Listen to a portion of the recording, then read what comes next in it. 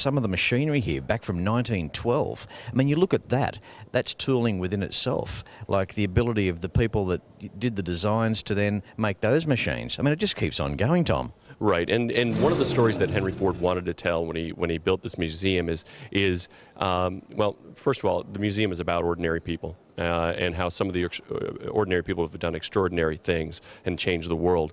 But in that story, what he's never forgotten about are people like Sorensen, or the fact that standardized parts leads to what becomes the assembly line, or the fact that all screws are going to be threaded the same way. It's those discoveries that are also represented here in the museum, and you can see some of those, the Maudslay lathe, those tools that made making tools possible, that made the assembly line and mass production possible. So we tell those stories here as well. I think what's nice too is that it's not just Ford. It's a general appreciation to represent such an era.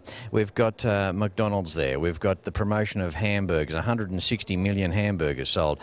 Boy, McDonald's have got a lot to answer for, haven't they? Well, what Henry Ford, so it all starts when Henry Ford, when he's at his richest and probably most famous in the 1920s, he is actually in a trial. He's suing a newspaper for libel. And while he's on the stand, he says these words: "History is bunk." And bunk's an old-fashioned word for hooey, baloney, doesn't mean anything. Well, the newspapers ran with it. Here's this rich, powerful guy. He doesn't believe in our history. Well, he said, no, I'm not an anarchist. What I mean is history as it's taught in schools, kings, queens, wars, that's not what history is. History is ordinary people and how they make ends meet, and how those innovations affect how we all live. And he said, well, Henry, why don't you put your money where your mouth is? This museum in Greenfield Village are those attempts to put his money where his mouth is. So he collected those artifacts that represent ordinary life, whether it's a stove, whether it's a Cadillac or a Ford, it doesn't matter. If it changed the way we live, then it's important, and he collected it. These 6 cars lined up here represent the Henry Ford, the Innovator series of cars, which means that Henry Ford himself had a hand in these particular vehicles. Now, that may have meant design and through to manufacture, and it also comprises from 1903 through until 1932 with the introduction of the almighty Ford side valve V8 car. Okay, we have Matt now, the Curator of Transportation here at the Henry Ford Museum. Welcome, Matt. Thank you, Fletch. Good to be here. Matt's going to give us a run through really quickly on the history of the sensational Ford side valve V8.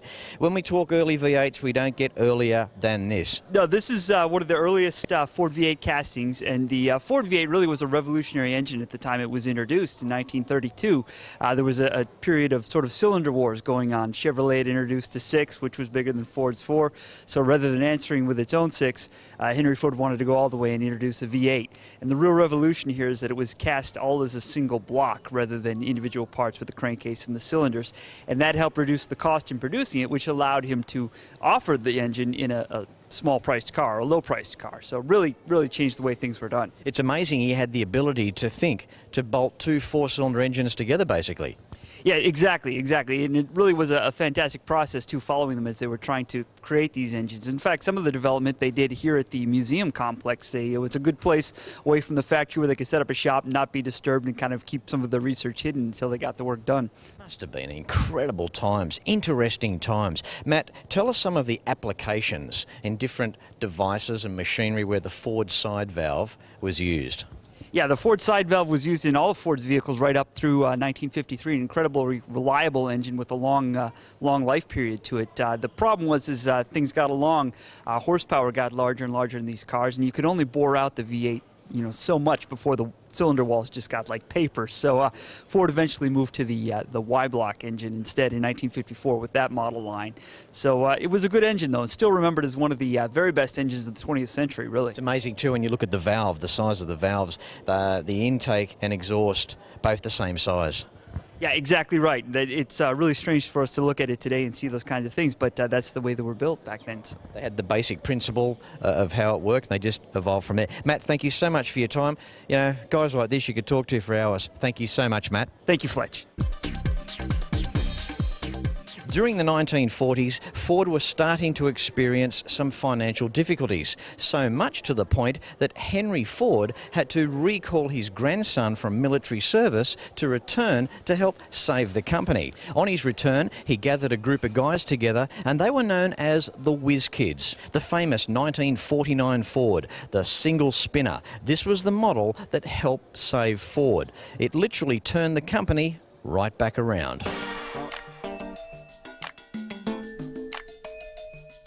Talk about Henry Ford representing progression. He loved it. He loved innovation. So much to the point that he was that interested in this 1941 Alguien locomotive that he wanted it for the museum here. Locomotives of this Alguien E class are among the largest and most powerful steam locomotives ever built. They hauled freight, mostly coal, in trains that, would you believe, were up to 1.25 miles in length. And during World War II, these were put to service hauling military troops, wounded soldiers and prisoners of war. Now, this particular engine here weighs 603.5 tonnes and has a maximum speed of 60 miles per hour. I think what's nice too, and it's also special, that Henry Ford's philosophy that he wanted every working class person to be able to afford a Model T Ford. And in Australia, with the tradition of our Holden, the same sort of attitude applied back in the 60s, where it was an affordable car for the working class man, which is a fantastic way to go. Correct. Those two innovations sort of together.